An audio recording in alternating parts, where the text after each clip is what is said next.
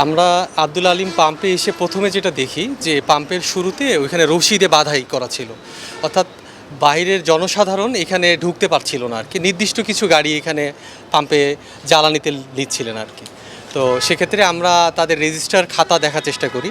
Register খাতাতে যেটা দেখা যায় যে বিগত এক মাসে, অর্থাৎ পুরো মার্চ মাসে তাদের খাতা কোনো মেইনটেইন নেই, রেজিস্টার বুক মেইনটেইন নেই, সেখানে কিছু লেখা নাই। তারপর আমরা তেল মজুদের ওইটা দেখি, ট্যাঙ্কে গিয়ে যেটা দেখা যায় যে সেখানে ডিজেল মজুদ ছিল 28,521 লিটার, আর অকটেন মজুদ ছিল 5,419 লিটার। তো এটা দেখার পরে আমরা তাদেরকে বিভিন্ন প্রশ্ন করি এবং এত বেশি মজুদ এটা আমাদের কাছে অনেক অস্বাভাবিক লেগেছে। সেজন্য আমরা ভোক্তা অধিকার, বর্তমান যে মানে রাষ্ট্রীয় যে ক্রাইসিস মোমেন্ট, এই মুহূর্তে এই ধরনের অধিক পরিমাণ অবৈধভাবে জ্বালানি তেল সংরক্ষণ করা, এটা আমাদের কাছে এটা ভালো মনে হয় নাই। আমরা এই জন্য ভোক্তা অধিকার সংরক্ষণ আইনের 45 ধারায় যে অবৈধভাবে জ্বালানি তেল যে সংরক্ষণ করেছে, এই জন্য তাকে 1 মাসের বিনাশ্রম কারাদণ্ড প্রদান করা হয়েছে।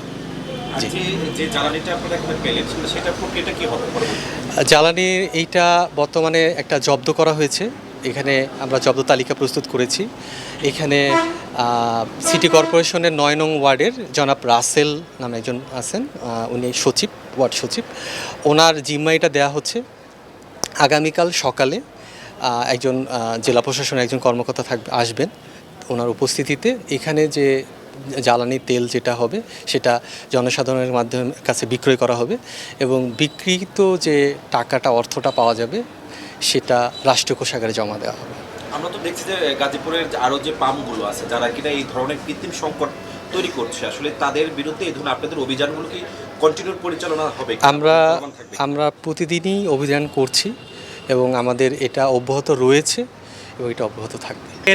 আজকের অপারেশনটা আমরা গোপন সংবাদের ভিত্তিতে একটা রিলায়েবল একটা ইনফরমেশন পাওয়ার পরে আমরা এখানে আসার পরে আমরা দেখতে পাই যে এটা বন্ধ অবস্থায় পাই। আমরা প্রবেশ করার পরে আমরা দেখতে পাই যে স্টোরেজে প্রায় 28,000 ডিজেল এবং 5,500 অকটেন পাওয়া যায়, যেটা আমাদের মনে হচ্ছে ইলিগাল স্টোর করে একটা কৃত্রিম সংকটের চেষ্টা চলছে। তো আমাদের এটা এরকম অপারেশন আরও সামনে বজায় থাকবে, জারি থাকবে এবং এটার এগেনস্টে বিজিবি স্ট্রং স্ট্যান্ড নিবে যে এরকম যেন কোনো পাম্প, কোনো ফিলিং স্টেশন যেন কৃত্রিম একটা শর্টেজ তৈরি করে জনগণের একটা দুর্ভোগ তৈরি করে যেন না করতে পারে, সেটার এগেনস্টে আমাদের স্ট্রং একটা স্ট্যান্ড থাকবে অবশ্যই। এবং আমরা এইরূপ অভিযান সামনে আরও পরিচালনা করা হবে।